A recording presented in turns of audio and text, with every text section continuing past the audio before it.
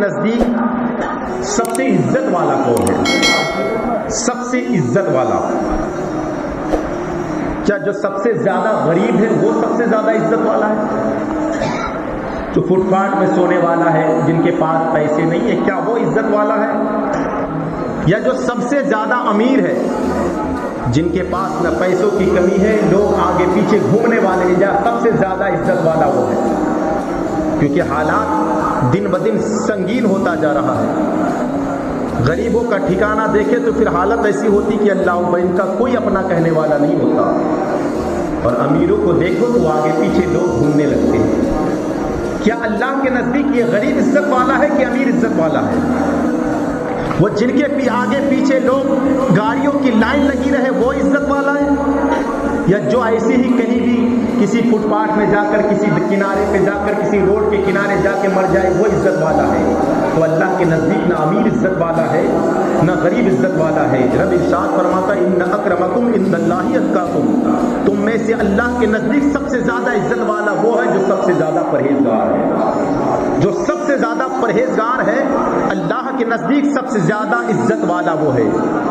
ان اللہ علیم خبیر، اللہ جاننے والا ہے، خبر رکھنے والا ہے۔ اللہ اکبر۔ میں عرض کروں حضرات، میں نے سیدنا خواجہ غریب نواز علیہ رحمۃ الرضوان کے تعلق سے مختصراً ذکر کیا تھا پچھلے ہفتہ۔ ہم ہندوستانیوں پر یہ شرط ہے کہ ہمارے ساتھ ہمارے خواجہ غریب نواز ہیں، کیونکہ کسی امیر کو بچانے کے لیے آج تک کوئی امیر نواز نہیں آیا، ہم غریبوں کے لیے ہی تو غریب نواز آیا ہے۔ جن کا کوئی مددگار نہیں ان کا غریب نواز ہے۔ اور ہم ہندوستان پر خوش قسمت اس لیے کہ حالانکہ ہندوستان، میں نے پچھلے ہفتہ بھی کہا تھا کہ ہندوستان، یہ جو آج ہندوستان ہے یہ آج کا ہندوستان نہیں، یہ خواجہ غریب نواز یہ اتنے سے ہندوستان کے بادشاہ ہیں۔ خواجہ غریب نواز آج سے 800 ساڑھے 800 سال پہلے آئے تو اس وقت سری لنکا بھی نہ بنا تھا، اس کے بھی بادشاہ خواجہ غریب نواز تھے۔ پاکستان بھی نہ بنا تھا، اس کے بھی اس کے بھی راجہ خواجہ غریب نواز ہے۔ بنگلہ دیش بھوٹان نہ بنا تھا، اس کے راجہ بھی خواجہ غریب نواز ہے۔ جس وقت اس وقت کا بھارت اگر دیکھیں گے جو سب ملا ہوا تھا، اتنا بڑا بھارت تھا، اس تمام کے راجہ کا نام خواجہ غریب نواز ہے۔ خواجہ غریب نواز علیہ رحمۃ الرضوان خراسان سے چلے، میں نے کہا ہندوستان کی دھرتی پر تشریف لے کے آئے، خراسان سے چلی حضرت بختیار کاکی رحمۃ اللہ تعالیٰ علیہ، آپ کے مرید خاص ہیں، آپ کے خلیفہ خاص حضرت بختیار کاکی، اکثر لوگ جانتے ہیں، ان کے دربار میں حاضر دیے ہیں، دلی میں آپ کا مزار اقدس ہے۔ خواجہ غریب نواز کے ساتھ آئے تھے، جیسا جیسا رکھا، کوئی معمولی گھرانے کا نہیں، اگر آج ہمارے پاس 2-4 پیسے ہو جائیں تو اللہ اکبر، ہم تو پھر اپنے آپ کو پھولے نہیں سماتے۔ حضرت بختیار کاکی کروڑ پتی ارب پتی نہیں، اس وقت کے امیر رئیس زیادہ ہیں، لیکن خواجہ غریب نواز اپنے ساتھ لیے تو پھر آ گئے، پھر نہ دن کو دن دیکھا ہے، رات کو رات دیکھی ہے، جیسا کہا میرے غریب نواز نے ویسا کرتا گئے۔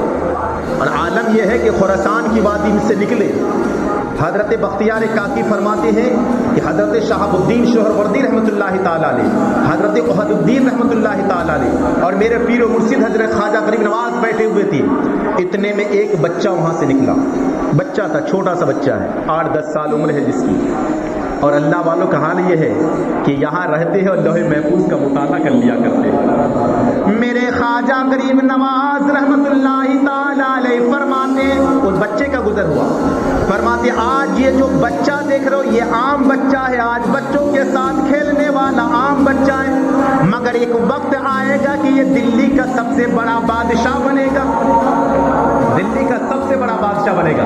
جانتے ہو اس کو دنیا نے کیا نام سے جانا؟ حضرت خواجہ شمس الدین التمش رحمۃ اللہ تعالیٰ علیہ۔ اور حضرت خواجہ شمس الدین التمش رحمۃ اللہ علیہ صرف ایسے ویسے بادشاہ نہیں، حضرت بختیار کاکی رحمۃ اللہ علیہ کا جب وصال باکمال، حضرت بختیار کاکی کے مرید خاص کا نام حضرت شمس الدین التمش رحمۃ اللہ تعالیٰ علیہ۔ حضرت بختیار کاکی نے ایک اعلان کیا تھا نا کہ میرے جنازے کی نماز وہ پڑھائے گا جس کی کبھی سنت غیر موقدہ بھی قضا نہیں ہوئی، جس کی کبھی تہجد کی نماز بھی قضا نہیں ہو، 2-3 شرطیں لگائی، اور جب جنازہ میدان پہ رکھا ہے تو کسی مولانا کی بھی ہمت نہیں تھی کہ آگے بڑھ کے جنازہ پڑھائیں، تہجد کی نماز قضا نہ ہوئی ہو، असर और ईशा की सुन्नतें भी कज़ा ना हुई हो, वो नमाज पढ़े, तो उस वक्त की ज़ात अगर तारीख किताब उठाकर देखेंगे, उस वक्त जनाजे की नमाज पढ़ने वाले ख्वाजा शमसुद्दीन अल्तमश रहमतुल्लाह अलैह हुकूमत भी कर रहे हैं मगर असर की सुन्नतें भी नहीं छोड़ रहे हैं, हुकूमत भी कर रहे हैं, तहज्जुद की नमाज भी कज़ा नहीं कर रहे। वो ज़ात हज़रत शमसुद्दीन अल्तमश रहमतुल्लाह अलैह की है। तो ख्वाजा गरीब नवाज का गैब देखो, जब उनके गदा भर देते हैं शाहाने ज़माने की झोली,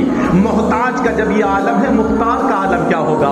जब गरीब नवाज 8 साल के बच्चे के लिए फरमाते हैं कि एक वक्त ये दिल्ली का शहंशाह बनेगा, शमसुद्दीन अल्तमश जिसका नाम है, वहां खुरासान की वादी में बैठकर बता रहे हैं, बता जब इनके गैब का ये आलम है तो मुस्तफ़ा के गैब का आलम क्या होगा। इनका ये आलम है तो फिर मुस्तफ़ा का आलम क्या होगा।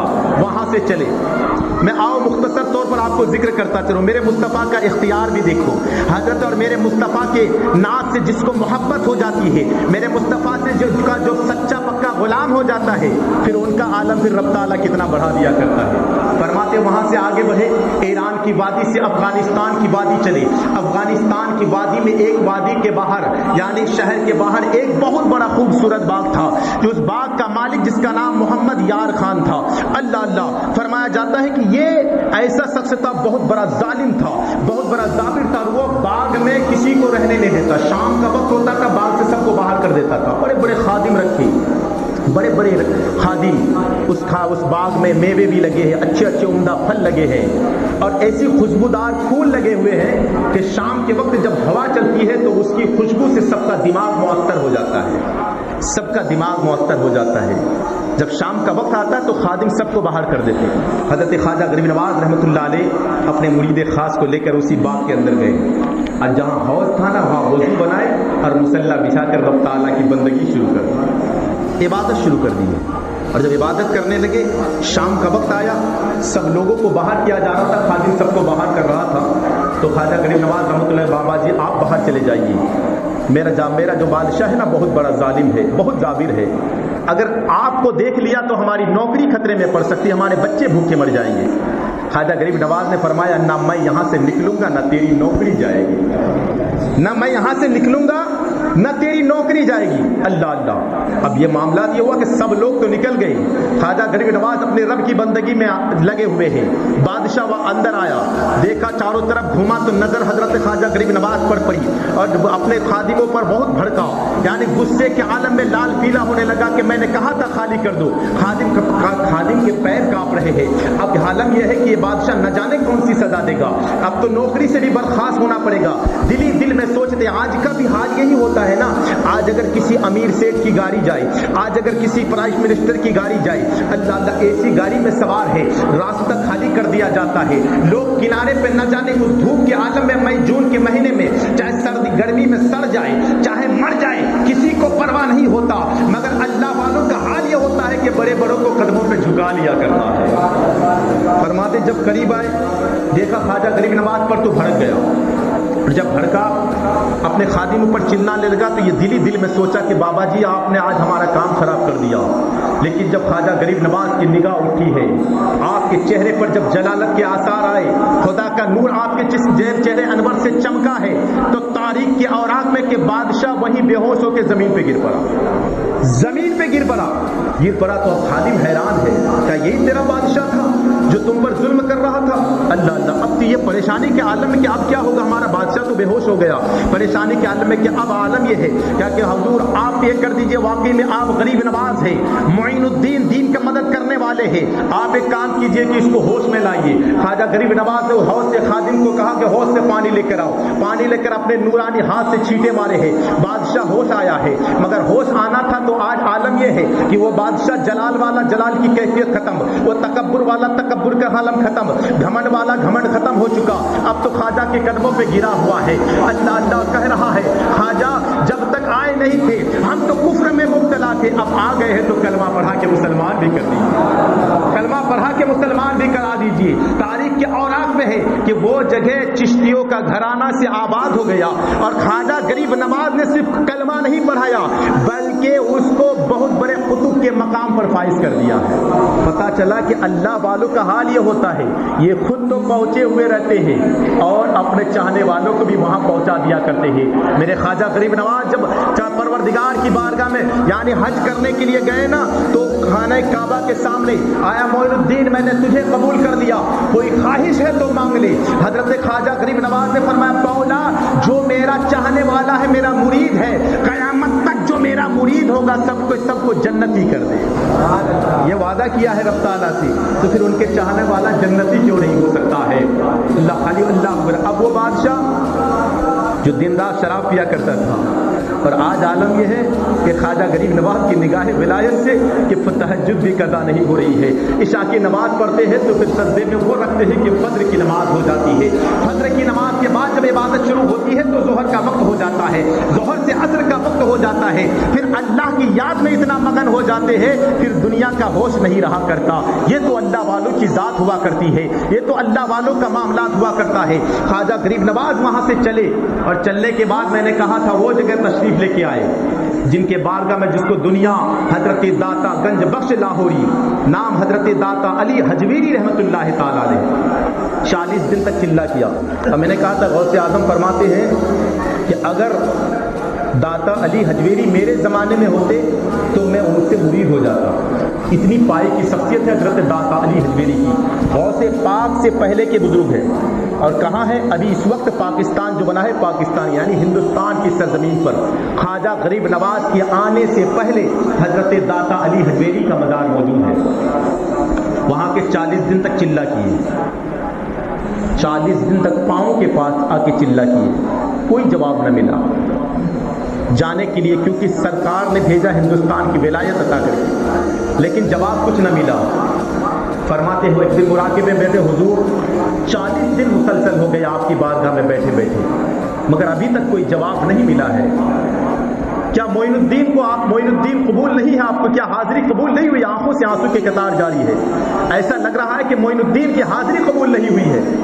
अल्लाह अल्लाह। अब 40 दिन तक चिल्ला काटे और वो कहे कि कौन है शहनशाह हिंदुस्तान, यानी ख्वाजा गरीब नवाज रहमतुल्लाह अलैह, जिसको मेरे सरकार ने हिंदुस्तान की विलायत देकर भेजी है, शहनशाह विलायत देकर भेजी, और वो अर्ज कर रहे कि लगता है कि दाता अली हजवेरी ने हजरत मोइनुद्दीन को कबूल नहीं किया है। जब मुराके में बैठे तो आवाज़ आई, मोइनुद्दीन मैं तुम्हारी हाजिरी कबूल है, मैंने तुझे कबूल कर लिया है, मगर तेरे पढ़ने के अंदाज इतना बेहतरीन है कि मेरा दिल नहीं चाहता कि मैं तुमको जुदा करूं। तुम्हारे कुरान पढ़ने का अंदाज ये है कि मेरा दिल नहीं चाहता कि तुमको अलग करूं, लेकिन जाओ मैंने तुमको तो ख्वाजा मेरे सरकार ने अता कर दिया शहनशाह हिंदुस्तान, जा विलायत की शहनशाही कर। फरमाते वहां से आए हजरत बख्तियार काकी साथ में है, आपने अजमेर शरीफ का हर वो चीज देखा है, अना सागर को भी देखा, हर वो चीज देखा, आपने वो कटोरा भी देखा है जिसमें ख्वाजा गरीब नवाज रहमतुल्लाह ताला अलैह ने पूरे अना सागर को कटोरे में भर दिया। तारीख के औरात में ही अल्लाह अल्लाह वो 5 किलो का कटोरा होगा, 5 किलो का कटोरा जिसमें ख्वाजा गरीब नवाज ने 5 मील के अना सागर को कटोरे में भर दिया। अल्लाह अल्लाह, है कोई दुनिया का ऐसा बादशाह जो ऐसा करके दिखाए? अल्लाह अल्लाह, आप कह सकते हैं कि मेरे सरकार दो आलम से मोहब्बत करने वालों, ये गुलामों का इख्तियार है, तो फिर मेरे आका का इख्तियार क्या होगा? कल क़यामत का दिन होगा, मेरे सरकार दो आलम सल्लल्लाहु अलैहि वसल्लम अपने गुनहगार उम्मत को अपनी कमली में छुपा लेंगे, गुनहगार उम्मत को कमली में छुपाएंगे, और छुपाने का आलम ये होगा कि गुनहगार भी उसमें है, खताकार भी उसमें है, बदकार भी उसमें है। फरिश्ते देखेंगे ये वही शख्स है जो इतना बड़ा गुनहगार, इसको तो जहन्नम में ले जाने के लिए कह दिया गया है, लेकिन ये छुपा कहाँ है? सरकार की चादर मुबारक पे छुपा है। अब फरिश्तों की भी हिम्मत नहीं है कि उनको लेकर उनको जहन्नम में लेके जाया जाए। अब एतराज करने वालों ने एतराज किया, ये कैसे हो सकता है कि एक चादर एक रहे, एक चादर हो, और उस चादर में पूरी उम्मत को सरकार छुपा ले? ये कैसे हो सकता है? मैंने कहा तुम ये बात करते हो, उनके गुलाम ख्वाजा गरीब नवाज ने 5 किलो के कटोरे में 5 मिलन का अना सागर छुपा लिया है, तो उनके गदा भर देते हैं शाहाने जमाने की झोली। मोहताज का जब ये आलम है, मुख्तार का आलम क्या होगा? मेरे सरकार के गुलाम का ये आलम है कि 5 किलोमीटर का अना सागर 5 किलो के कटोरे में भर दिया, तो उनके वो मेरे सरकार अपनी कमली में तमाम गुलामों को क्यों नहीं छुपा सकते? तमाम गुलामों को एक कमली में क्यों नहीं छुपा सकती? ये मेरे सरकार दो आलम सल्लल्लाहु अलैहि वसल्लम का इख्तियार है। मेरे सरकार का पावर देखो, मेरे सरकार का इख्तियार देखो। अल्लाह اللہ میرے سرکار کا اختیار کوئی معمولی تھوڑا نہ ہے. اللہ تبارک و تعالیٰ نے اپنے محبوب کو بھیجا ہے اور یہ کہہ کر محبوب تم جسے حلال کہہ دو گے وہ حلال ہے, تم جسے حرام کہہ دو گے وہ حرام ہے. اتنا اختیار کس کو ہوتا ہے؟ جو رب کا محبوب ہوتا ہے. تب نہ اللہ نے اتنا اختیار دیا ہے, تب نے اللہ تبارک و تعالیٰ نے اس کو اتنا محبوب بنایا ہے. اب سرکار اگر جسے کہہ دے حلال ہے تو وہ حلال ہو جائے, جسے کہہ دے حرام ہے تو وہ حرام ہو جائے.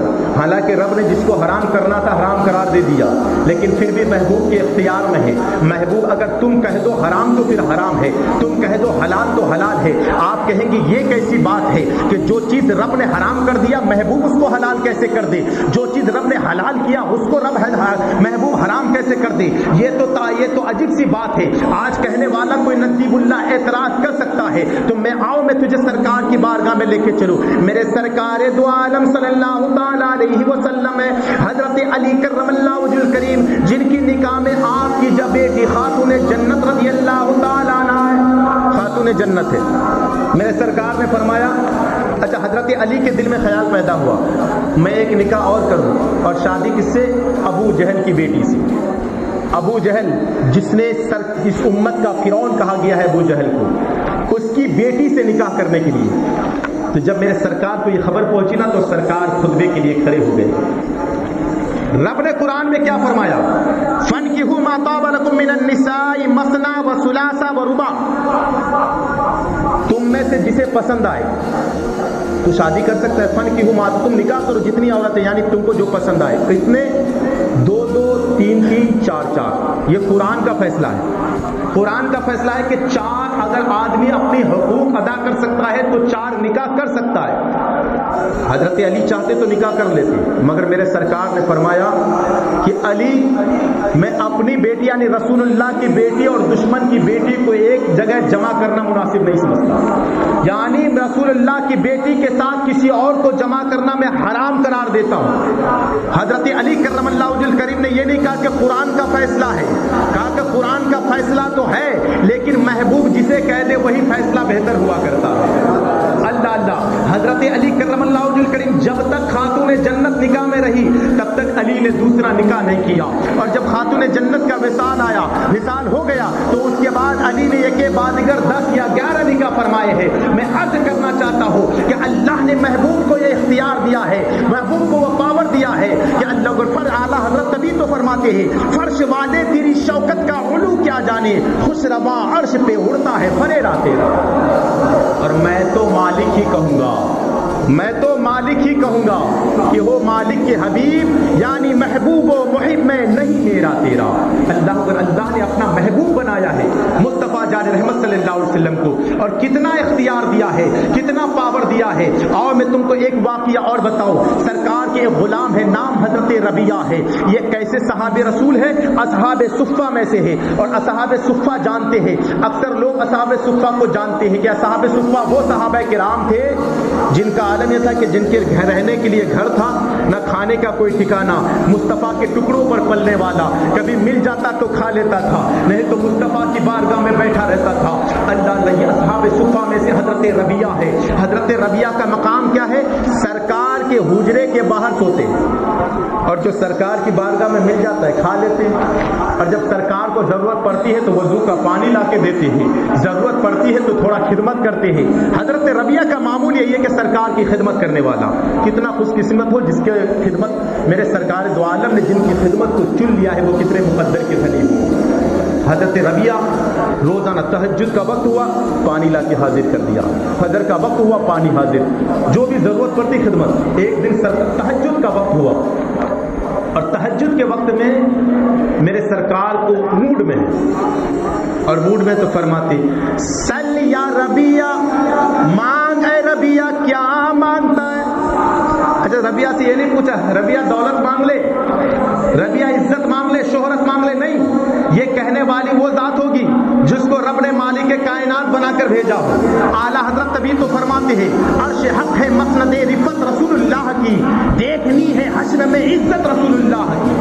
اللہ کو جس کو اللہ نے مالک کونین بنا کے بھیجا ہو, مالک کونین ہے وہ پاس کچھ رکھتے نہیں, 2 جہاں کی نعمتیں ہیں ان کے خالی ہاتھ.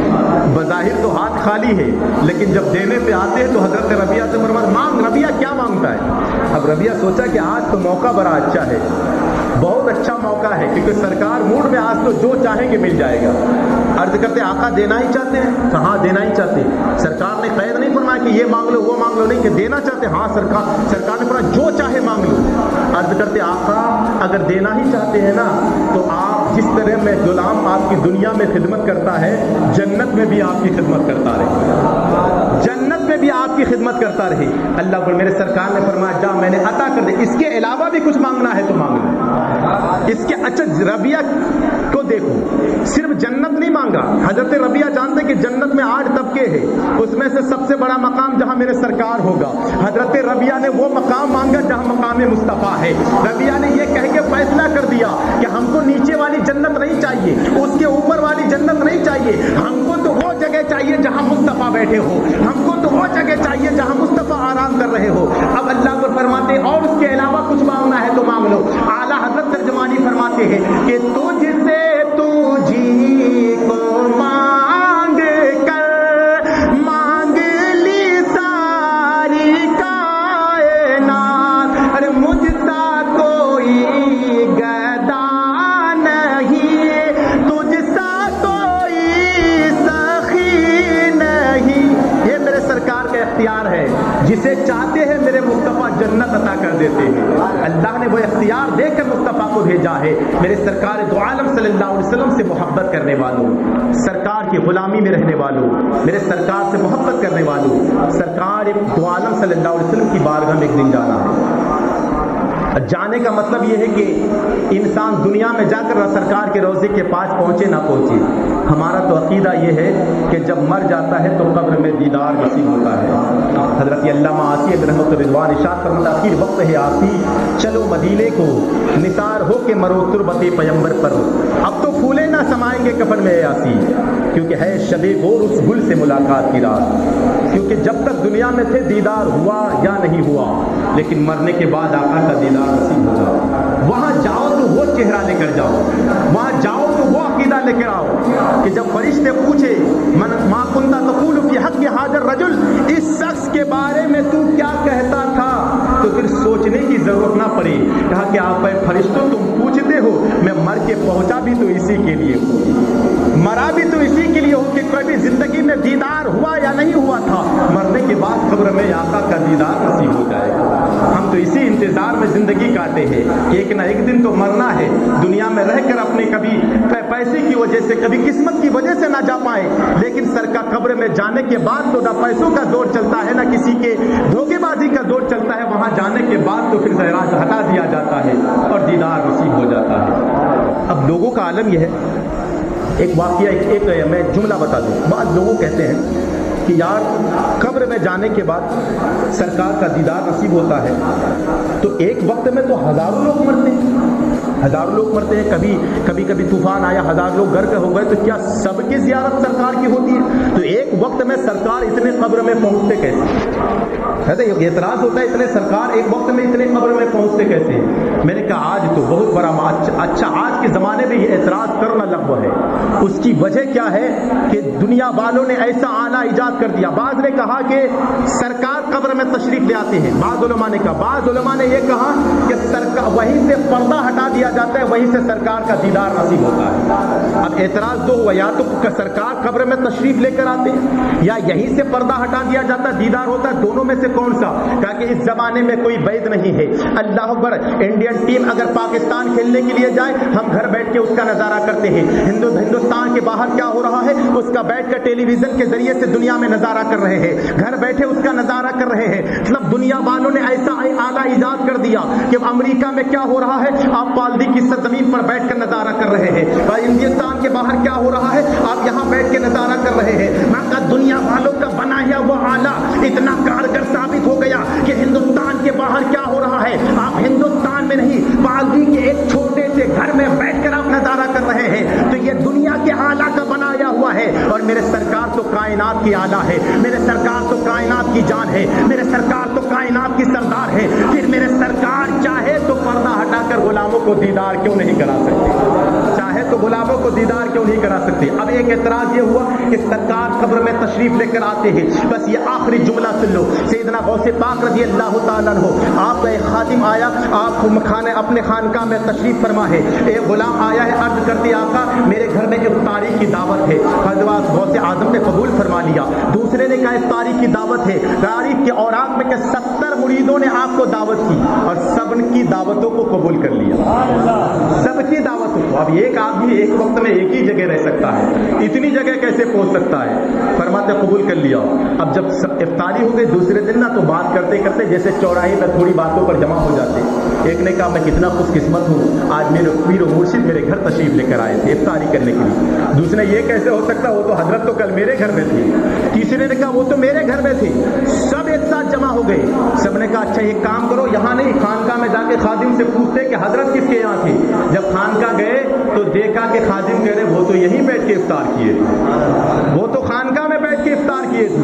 अल्लाह ने इतना कहना था अब कहाँ करें ये सवाल, ये मसले का हल कहाँ लेकर जाएं। तो देखा गौसे आजम वजू बना रहे हैं, और जब वजू बना रहे गौसे आजम फरमाया हुजूर आप फैसला कर दीजिए कि आप किसके घर तशरीफ फरमा हुए थे। गौसे आजम के हाथ में लोटा था जिससे वजू बना रहे थे, पानी को उठा के पेड़ पर छींटा मारा तो देखा हर पत्ते पे गौसे आजम नजर आ रहा है। मेरे गौस का आलम यह है कि एक पीर का आलम यह है कि एक वक्त जब 70 मुरीदों के यहाँ पहुंच सकते हैं तो मेरे सरकार तमाम गुलामों के कब्र में क्यों नहीं पहुंच सकते, तमाम गुलामों के कब्र में क्यों नहीं पहुंच सकते। जब उनके गदा भर देते हैं शाहाने जमाने की झोली, मोहताज का जब ये आलम है मुख्तार का आलम क्या होगा।